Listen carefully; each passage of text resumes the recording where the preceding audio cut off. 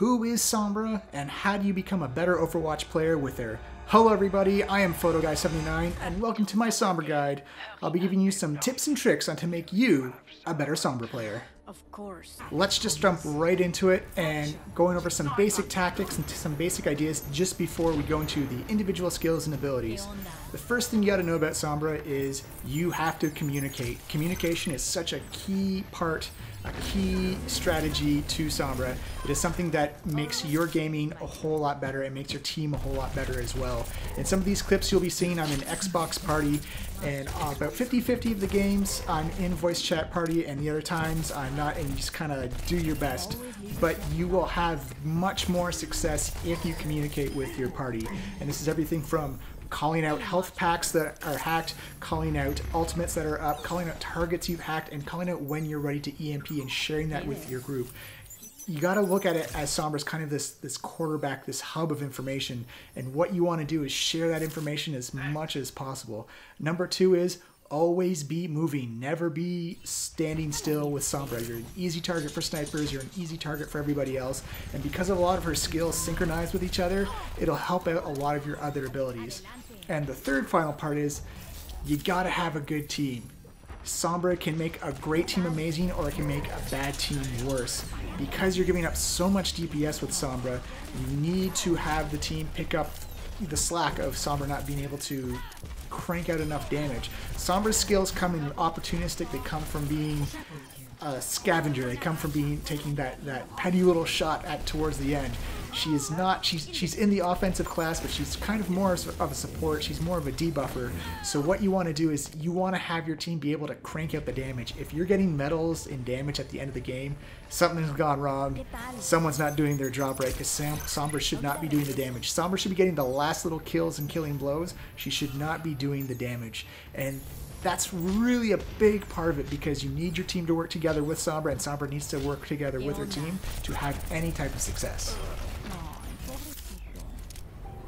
Let's get into Sombra's abilities. She's got a lot of them, and they all work together. They're all going to bleed together a little bit. First thing you have to know, her machine pistol only does between 2 to 8 damage with a huge spread, so you have to be up close and personal to get any significant amount of damage done, which means you have to use your invis to get in there. So let's talk about thermal cloak, which I'll call invis. I'll change him in and out. So let's get that skill working for you. The first thing you have to understand is that 9 times out of 10, thermal cloak is not going to be your escape. If it is, it's going to be in a rare circumstance. Thermal Cloak is your movement ability. It is your ability to get around, and it gives you this great luxury of being able to scout out an area. You get that rare chance to get a first peek at something you can spot. Symmetra turrets, Torbjorn turrets, sneaky bastions hidden in the corner, places where people are set up, snipers. It gives you that chance to get a first look, and you should use it anytime you've got. And that also combines well with your translocator, that you can take that extra couple of seconds to look around and still zip back. And when you learn all that information, because Sombra, you know, she's the hacker, she is the information hub, relate that back to your team, and you guys can start planning out strategies and ideas on how to better assault a point, how to break through a choke, or how to take the last point on a capture map. Now, for those rare occasions that you do have to escape in the middle of a fight, your translocator's down. If you're going to use invis, make sure you block line of sight first. I know it sounds kind of stupid to make sure you can't be seen before you go invisible, but trust me, it makes a big difference. Invis has an 11-second duration, and it takes about a half second to get in and a half second to get out. If you give them that time to see where you're going to get tracked, you're going to get tagged, and they're just going to spray and pray, and they're probably going to hit you, because as soon as you get hit by damage, you get popped out. So what you want to use invis to is to find your paths, find your ways in to get in behind enemy lines, and get a good look around and see what's going on. Also, a big, huge key part of this is when you get in behind the lines, you want to always, come at an angle that people aren't expecting. Don't try and pop invis right in front of somebody, because, hey, you just got to hold down the trigger and mow you down. And if your translocator isn't up, you don't have a lot of escape abilities. So you want to come at them from unusual angles. Come at them from above, come at them from behind, and always you want to just make sure you're not staring them in the face when you pop their invis. You already give off an audio cue when you come out. Don't help them out anymore by putting yourself right in their gun sights. A big tactic of mine that I like to do is hack from behind right out of invis, spray them down, then as soon as they turn around, pop the translocator and then get out of dodge, because it messes with the enemy, it messes with their minds, and it gets you out of danger real fast. You got to think of invis as your hit and run ability. It gets you in, translocate gets you out. You want to kind of confuse everybody, and you kind of want to get the information of what's going on there. So use your invis to get in, get from behind, get from atop, hack away, share that information with everybody else, and you'll find out it's such a useful tool when you use it with everything else. Let's jump into the translocator. Sombra's translocator is probably one of her key abilities and probably one of the best defensive tools for any character in all of Overwatch. You toss the translocator out and you have about 15 seconds to use it, and you'll just transport back to wherever you ended up. And there's so many strategies, so many tactics that I'm only going to give you some of them. There's probably a million different ways that someone has come up to use this thing. A couple of my own personal favorites are to create something what I call a nest. So you find yourself a health pack, either a big one or a small one, toss your translocator down on it, and this becomes your base of operations. You want to find a good spot that's not too far from the front lines and not too close either. Use your thermal cloak to invis in, run in, get in behind everybody, cause some chaos, and when things look hairy, you get out. And when you get out, you land in the nice safetiness of a health pack. You heal back up, you build yourself up some ults, and then you get ready to get right back into the scrum of things. It's also a great idea if you get caught. Every now and then someone's going to find your translocator and they're going to sit and wait for you. There's nothing you can do about it. Sometimes you get honked right away, sometimes you get killed, and there's nothing you can do. One thing you can that kind of can save you is to fight on the health pack with the translocator. And what you want to do is you want to dodge back and forth. You want to keep gunning around. Health packs come back the small ones come back at 2 seconds, and the large ones come back at 3 seconds, and you'll get 75 or 200 hit points or health points back. And it can save your life. And the big important thing to do is keep moving back and forth, kind of circle strafe around. Make sure that you're a moving target, because if you just stand on the health pack waiting for it to come back, they're going to line up a headshot, and there's nothing you can do to compete with that damage. You just want to make sure that you can live for at least 2 seconds or 3 seconds. You just got to survive that long. So move around, make sure you're not an easy target to hit, and make sure you're back on that health pack as it comes back. You'll be surprised at the amount of fights you can win if you fight on top of the health pack. You just kind of stay within that nest area. Another thing the translocator will teach you how to do is how to live within 15 seconds. You have to learn how to manage your time, know when to get in, and know when to get out. 15 seconds is going to become your new mantra. And as a side note, being good at Sombra means you're going to be a better Tracer player, because you're also going to know when to get in and get out, because that 15 seconds is literally life and death. You want to use that 15 seconds to either harass, hack, try and pick off somebody who's low, and then get out again, going back to that hit and run tactic of invis in, translocate out. Learning to time manage your 15 seconds is going to be essential to being a good Sombra player. And it's one of those things you can say, but you get better at it by practicing and by playing Sombra more. I can tell you all the ideas in the world to say, here's how you make your 15 seconds last, or here's how you know when you get to know when your 15 seconds is up, because sometimes you just tunnel vision and you forget that dial in the middle. But you gotta play and you gotta practice to learn when those 15 seconds are up, and you start to eventually develop this rhythm, this feeling of, yep, now it's time to get out. And then a good rule of thumb that I like to do is whenever you think you should be getting out, get out. You can always cancel it early, you can always go back early, and you can always put it down again. A great thing about the translocator is it also teaches you patience, that if you don't have your cooldowns, and that Sombra has really quick cooldowns at 6 seconds, and 8 seconds for the thermal cloak, the translocate, and the hack. So you got to use them a lot, but they have to be in use for you to be effective.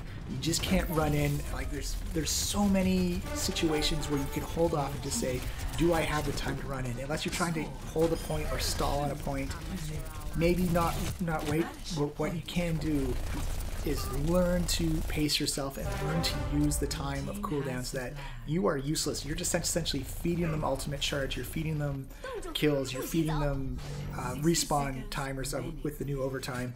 So what you want to do is learn to live within that 15 seconds and learn to use those cooldowns. Don't move until your translocator cooldown's up. Put it down before you go moving out again. It sounds so small and so dumb, but it makes such a big difference if you just wait for your cooldowns to come up. Even if your team is in the middle of a fight, or you just got to make sure that your cooldowns are up because it's your one escape key. It helps you in 95% of the situations. You can do so much with a good translocate. A quick thing to know about the translocate skill is that when you use it, it does take about, 3/4 of a second, half a second to actually zip out. And I've had a couple of occasions where I've hit translocate and then got killed mid-translocate. And it can be frustrating, but just be aware for it. That's why you guys got to kind of preempt yourself and say, should I be going now? If you have to ask that question, the answer is yes, get out. Because you can always come back. Coming back from a translocator is a lot easier than coming back from a spawn. And now let's get into the last skill of Sombra before we get into her ultimate, is hacking. This is my favorite ability, and I think it's one of the coolest things. When I saw her do it in the PTRs, I thought there's so much potential for it. Hacking essentially stops all abilities and ultimates and shows the health bar and ultimate status of people you hack. And essentially it neuters people, it renders them useless. Now you want to make sure that you hack the right target because there's some golden targets to hack and there's some targets that are just kind of worthless to hack. You always want to hack a Reinhardt, you never want to hack a Torbjorn because essentially Torbjorn's abilities are put down a turret and drop armor. He's still going to have his primary fire, he's still going to have his secondary fire, but if you hack a Reinhardt, he's not going to have charge, he's not going to have flame strike, and he's not going to have his shield up anymore.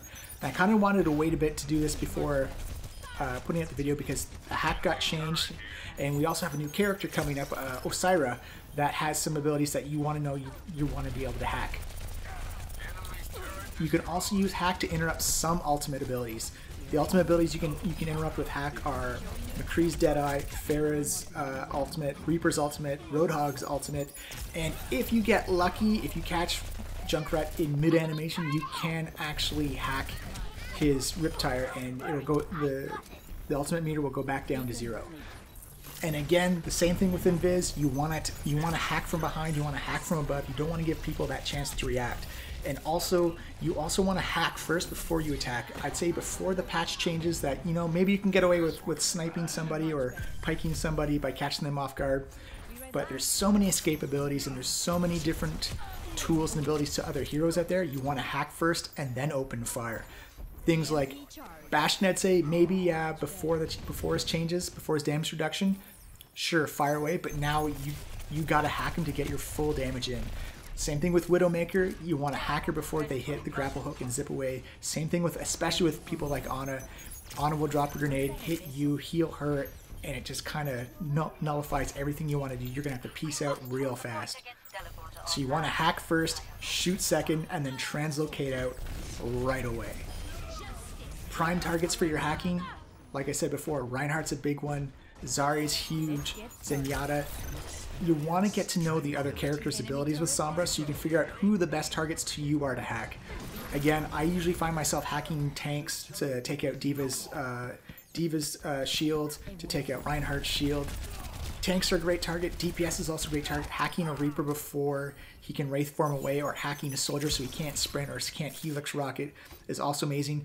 If you get lucky enough, you can catch a Tracer. Tracer is pretty much dead. There's no blink, there's no recall, she's just stuck. You got to think about it as you're a debuff, you're not a damage dealer, you're there to pick off low hit point people, and you're there to stop people from using their abilities. Especially with the new tank like Osira, if you can stop her from dropping her shield, if you can stop her from doing her Fortify, if you can stop her from doing her Graviton Surge or her Graviton Pulse, if you can stop Osira from doing any of her abilities, you're going to punch a hole through that choke point, no problem. And again, as I've said before, you can now hack her ultimate damage boost ability, either shoot it or hack it, but it should be the first thing you do, the last thing you do. Just keep on hacking. And we get into Sombra's last ability, is her EMP ultimate ability, and to me, I think this is the strongest ability in the game. It can build up really fast if everyone's using your health packs, and it has such a devastating effect. It does 0 damage, but it nullifies any shields or barriers, so Zenyatta, Zarya, Winston, Reinhardt, Osira, they get nullified. And again, it does a multi-hack. It also hacks Symmetra turrets, which is huge. Being able to hack Symmetra turrets is probably one of the best things in the game. You see the little skulls flash off, and it is amazing. But again, going back to communication, going back to talking to your teammates, if you can combo your EMP with a Graviton Surge, with Diva's ultimate, with Death Blossom, with just about anything. You get rid of Lucio's sound barrier, you can prevent him from doing the sound barrier, you prevent Mercy from rezzing. There's nothing anyone can do when they get EMP'd except try and run. And if you have a Graviton Surge, no one's running away anyways. Because if you get a good wombo combo off with Sombra, there's not much the other team can do to counter it. And that is it for my Sombra guide video. Thank you so much for watching, everybody. Give a subscribe, give a like, it'll help me out. It'll help me produce more videos for a Tracer guide or a flanking guide for anything from Overwatch to Titanfall 2 to Battlefield 1. If you have your own comments or ideas or how you personally play Sombra, put them in the comments below and let me know how you play her. That is it for now. Thank you so much for watching. Keep playing and keep practicing, everybody.